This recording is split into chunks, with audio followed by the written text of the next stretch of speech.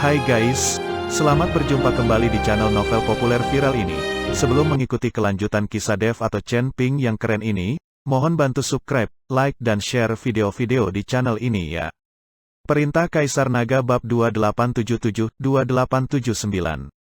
Patriark, ada apa dengan kunci harta karun? Mungkinkah itu sengaja disebarkan? Sekarang banyak orang memiliki plakat giok yang sama di tangan mereka. Mungkinkah kunci orang lain itu palsu? Tanya Chen Ping bingung. Jika peta harta karun itu sengaja disebarkan, bagaimana dengan kunci harta karunnya? Atau apakah kunci itu palsu? Itu benar dan salah itu benar. Ada banyak harta dari klan pelatihan tubuh kuno kita di seluruh tanah utara, dan harta itu juga membutuhkan kunci, beberapa di antaranya hanyalah jebakan, dan beberapa di antaranya tidak berharga.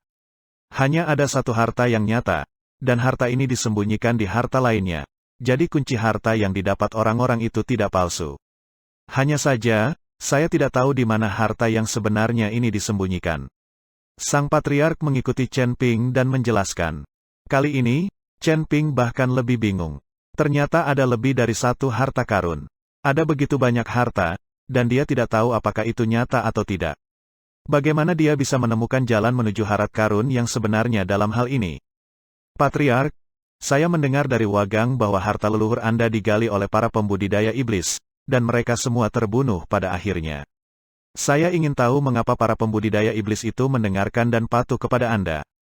Chen Ping penasaran untuk waktu yang lama. Secara logis, kekuatan klan tubuh pemurnian kuno tidak bisa terlalu kuat, karena latihan klan tubuh pemurnian kuno ditakdirkan untuk memperlambat kecepatan kultivasi mereka. Dan kekuatan para pembudidaya iblis itu seharusnya tidak lebih buruk dari keluarga tubuh pemurnian kuno. Tetapi mengapa mereka membiarkan keluarga tubuh pemurnian kuno mengendalikan mereka dan tidak melawan? Sang Patriark tersenyum sedikit ketika mendengarnya, lalu memandang Wagang dan yang lainnya dan berkata, kalian semua keluar. Wagang dan yang lainnya mengangguk, lalu mereka semua keluar. Segera, hanya Chen Ping dan Patriark yang tersisa di tenda. Pada saat ini, Sang Patriark mengeluarkan cambuk dari sebuah kotak. Cambuk ini berwarna kuning keemasan, dengan karakter samar mengalir di atasnya, dan dari kekuatan damai terus-menerus meresap di atas. Sekilas Chen Ping tahu bahwa cambuk itu diberkati dengan formasi, dan kekuatan yang dipancarkannya sangat berbeda dari senjata biasa. Ini disebut cambuk ajaib. Jika digunakan untuk mencambuk iblis, cambuk ini tidak hanya dapat membuat iblis merasa sakit, tetapi bahkan dapat melukai jiwa mereka. Selain itu, kekuatan damai pada cambuk iblis ini juga merupakan harta paling berharga untuk menekan nafas ras iblis, dan dengan cambuk iblis inilah keluarga pemurnian kuno kita dapat mengusir para pembudidaya iblis tersebut. Sang Patriark menjelaskan kepada Chen Ping, dan Chen Ping memandangi cambuk ajaib itu dengan sedikit kecemerlangan di matanya. Senjata yang bisa menekan iblis adalah harta yang tak ternilai harganya. Patriark, bisakah kamu menunjukkan kepadaku cambuk ajaib ini? Chen Ping bertanya dengan hati-hati. Lagi pula, benda ini terlalu berharga. Bahkan jika Patriark tidak menunjukkannya pada dirinya sendiri, itu normal. Tentu saja, Sang Patriark langsung menyerahkan cambuk ajaib kepada Chen Ping. Chen Ping mengambil cambuk ajaib, dan kesadaran ilahi menyebar ke arah cambuk ajaib dalam sekejap. Segera, Chen Ping menemukan bahwa formasi pada cambuk ajaib memang berbeda dari formasi yang dia tahu. Formasi ini sangat aneh. Ketika Chen Ping ingin mempelajari cambuk ajaib secara mendalam, Ziyan dalam benaknya menjerit sedih. Tuan Chen, berhentilah dengan cepat, nafas benda ini terlalu menakutkan, jiwaku bisa menghilang. Ziyan memberitahu Chen Ping untuk tidak menyelidiki cambuk ajaib. Baru saat itulah Chen Ping memikirkan Ziyan, orang ini adalah iblis, dia paling takut dengan nafas dari cambuk. Jadi Chen Ping menarik kesadarannya dan mengembalikan cambuk itu ke Patriark. Patriark, dengan cambuk ajaib ini, kamu dapat melakukan apapun yang kamu inginkan ketika kamu melihat iblis, kata Chen Ping dengan iri. Mendengar kata-kata Chen Ping, Patriark tersenyum dan berkata, tidak sesederhana itu, bahkan jika cambuk iblis ini adalah senjata abadi yang dijatuhkan oleh alam surgawi, tetapi bagaimanapun juga, itu adalah senjata, dan orang yang benar-benar dapat mengerahkan kekuatannya adalah orang yang menggunakan senjata ini. Jika tingkat alam kekuatan penggunanya sama, dengan cambuk ajaib, kamu dapat dengan mudah menghancurkan pembudidaya iblis itu. Tapi jika perbedaan kekuatannya terlalu besar, bahkan dengan cambuk ajaib, itu sulit untuk melarikan diri dari tangan para pembudidaya iblis. Begitu Chen Ping mendengarnya, dia merasa bahwa apa yang dikatakan Patriark juga masuk akal. Senjata ampuh apapun juga tergantung pada orang yang menggunakan senjata ini. Jika seorang pembudidaya alam transformasi ingin menggunakan cambuk iblis melawan pembudidaya iblis di puncak alam tubuh gabungan, itu jelas tidak mungkin. Patriark, saya masih memiliki sesuatu yang tidak saya mengerti. Saya ingin tahu apakah Anda bisa menjawabnya. Kata Chen Ping. Mari kita tanyakan. Sang Patriark mengangguk, mengeluarkan token gioknya dan berkata, token giok saya tidak lengkap, setengahnya diberikan kepada saya oleh Wagang, dan setengahnya lagi diberikan kepada saya oleh putri dari Kabupaten Jialing. Apa identitasnya, Tuan? Dan mengapa dia memiliki setengah lainnya dari token giok? Mendengar Chen Ping mengatakan ini, Sang Patriark tiba-tiba terdiam, dan hanya setelah sekian lama dia perlahan berbicara, jika Anda memiliki kesempatan untuk melakukan ini, tanyakan kepada penguasa daerah Kabupaten Jialing sendiri, saya tidak dapat memberitahu Anda.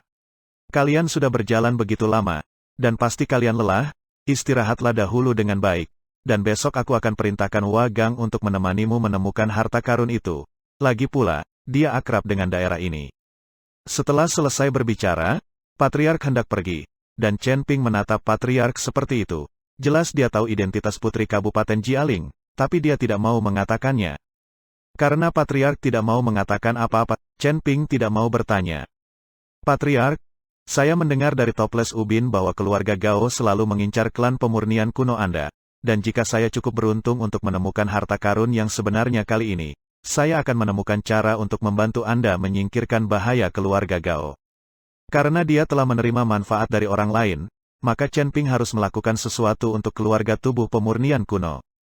Seperti kata pepatah, tidak ada jasa yang boleh tidak dihargai. Chen Ping pun tidak mau mengambil harta karun dari klan pelatihan tubuh kuno dengan cuma-cuma.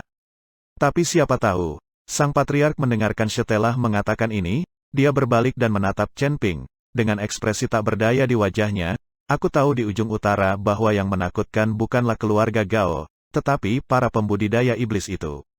Penggarap sihir, Chen Ping tercengang. Apakah masih ada setan di ujung utara? Bukankah ujung utara ini tempat di mana seharusnya iblis itu berada? Patriark bertanya balik dengan retoris. Kali ini, Chen Ping berhenti berbicara. Tempat di ujung utara ini berpenduduk jarang dan lingkungannya keras, cocok untuk kehidupan pembudidaya iblis yang diburu seperti tikus yang menyeberang jalan. Setidaknya tinggal di sini bisa menghindari banyak bahaya dan masalah. Melihat Patriark yang pergi, Chen Ping menemukan bahwa dunia manusia jauh lebih rumit dari yang dia bayangkan. Bahkan tempat di ujung utara ini tidak sedamai yang kulihat. Chen Ping keluar dari tenda, Liu Ruyan dan yang lainnya sedang menunggu Chen Ping di luar. Chen Ping, Patriark mengatur tempat untuk kita. Mari kita istirahat sementara. Ayo pergi, kata Liu Ruyan kepada Chen Ping. Chen Ping mengangguk, dan mengikuti Liu Ruyan ke tenda, dan ketiga pencuri aneh itu juga beristirahat di tenda lain. Di tengah malam, ratusan mil jauhnya dari klan pemurnian tubuh kuno, selalu ada sinar cahaya yang berkedip. Dan diiringi dengan semburan raungan, bisa terdengar dari jarak sejauh itu. Chen Ping sedang berbaring di tenda, dan dia tahu itu ada cahaya dan suara seseorang yang sedang berkelahi. Sekarang seluruh daratan utara tidak diketahui berapa banyak para pembudidaya yang mencari harta karun, dan jika pecahan jiwa es menyebar, pasti akan ada lebih banyak para pembudidaya yang datang ke daratan utara. Pada saat itu, tanah ujung utara akan kacau balau, dan para pembudidaya iblis itu mungkin melihat begitu banyak biksu datang ke tanah ujung utara, sehingga mereka tidak berani lancang dan mereka akan bersembunyi dengan patuh. Tampaknya metode Patriark tidak hanya ditujukan pada keluarga Gao, para pembudidaya iblis itu adalah musuh yang paling menakutkan. Bagaimanapun, nenek moyang dari klan pemurnian tubuh kuno membantai dan memperbudak begitu banyak pembudidaya iblis sebelumnya, dan pembudidaya iblis ini pasti akan membalas dendam. Keesokan paginya, ditemani oleh Wagang, Chen Ping dan yang lainnya pergi ke jalan untuk menemukan harta karun itu. Untuk beberapa alasan, Sang Patriark tidak mengantarnya. Ketika berjalan keluar dari situs klan-klan pemurnian tubuh kuno, Wagang tiba-tiba mengeluarkan cambuk ajaib dari tangannya dan berkata, Tuan Chen, Patriark tahu bahwa pasti akan ada banyak pembudidaya iblis dalam perjalanan ini, jadi Patriark meminta saya untuk membawa cambuk ini dan menyerahkannya kepada Anda. Chen Ping tercengang melihat cambuk ajaib itu. Anda harus tahu nilai cambuk ajaib ini. Jika itu benar-benar itu sebuah senjata abadi dari surga, itu tak ternilai harganya. Tapi sekarang sang patriark benar-benar menyerahkan cambuk ajaib kepada dirinya sendiri dengan percaya diri, dan Chen Ping sangat tersentuh oleh kepercayaan ini. Chen Ping mengambil cambuk ajaib, dan dia menjadi lebih percaya diri dalam menemukan harta karun di dalam hatinya. Selama dia menemukan harta karun itu, klan pelatihan tubuh kuno dapat berkembang lebih baik. Chen Ping tidak bermaksud untuk mengambil latihan dan harta karun tersebut, dia bermaksud untuk memberikan semuanya kepada keluarga pemurnian tubuh kuno. Lagi pula, harta karun tersebut memang milik keluarga pemurnian tubuh kuno. Dia hanya meminum pil Bingpo, tidak ada yang lain. Chen Ping, apa ini? Liu Ruyan bertanya dengan rasa ingin tahu ketika dia melihat cambuk ajaib itu. Ini adalah musuh bebuyutan kultivator sihir. Dengan benda ini, kamu tidak perlu takut saat melihat kultivator iblis. Chen Ping tersenyum sedikit, dan menyingkirkan cambuk ajaibnya itu. Sekelompok orang berjalan di lapangan salju putih, dikelilingi gunung es yang menjulang tinggi dan lembah es yang dalam, bisa dikatakan lingkungannya sangat keras. Jika Anda tidak memperhatikannya, Anda mungkin jatuh ke dalam gua es. Anda harus tahu bahwa beberapa gua es ini kedalamannya mencapai ribuan meter. Bahkan seorang biksu di puncak keadaan bugar hanya bisa menunggu kematian dengan pasrah jika dia jatuh di dalamnya. Sekarang Chen Ping dan yang lainnya hanya bisa mengikuti lokasi peta harta karun dan mencoba peruntungan di sekitar tempat yang ditandai di atas, tapi mungkin sudah banyak orang yang pergi ke lokasi peta harta karun. Tapi sekarang tidak ada yang tahu persis lokasi harta karun itu, jadi mereka hanya bisa mencoba peruntungan untuk melihat keberuntungan siapa yang lebih baik. Setelah berjalan selama setengah hari, akhirnya, Wagang melihat ke depan dan berkata, "Tuan Chen, kita mungkin harus mengambil jalan memutar sekarang. Di depan kita adalah ngarai kematian, yang berisi binatang buas yang tak terhitung jumlahnya. Tidak ada yang bisa melewatinya." Chen Ping mengerutkan kening, seolah sedang memikirkan sesuatu. Dalam lingkungan yang begitu keras, bagaimana mungkin ada banyak binatang buas yang bercokol di dalamnya? Anda harus tahu bahwa binatang buas ini juga perlu tumbuh dan membutuhkan sumber daya. Jika ada begitu banyak binatang buas yang hidup di ngarai ini, maka pasti ada sumber daya bagi binatang buas ini untuk bertahan hidup di ngarai ini. Tapi apa sumber daya ini? Chen Ping tidak tahu. Apakah ada harta karun di ngarai kematian ini? Umumnya, akan ada binatang buas yang menjaga harta karun itu. Bukan karena binatang buas ini datang untuk menjaga harta karun ini dengan sengaja. Tetapi binatang buas ini bertahan hidup dengan menyerap nafas yang dipancarkan oleh harta karun tersebut, dan seiring waktu mereka menjadi binatang roh pelindung harta karun. Aku tidak tahu. Menurut catatan sebelumnya, tidak banyak binatang buas yang hidup di ngarai ini sebelumnya. Sepertinya tiba-tiba, ada lebih banyak binatang buas di sini. Beberapa orang juga mencoba memasuki ngarai untuk menjelajah, tetapi mereka semua tidak ada menemukan jalan kembali, dan saya kira mereka mati di dalamnya, jadi tempat ini telah menjadi ngarai kematian, dan kami biasanya pergi dari sini. Wagang menjelaskan, aku merasa pasti ada sesuatu yang baik di ngarai ini. Ayo pergi dan lihat.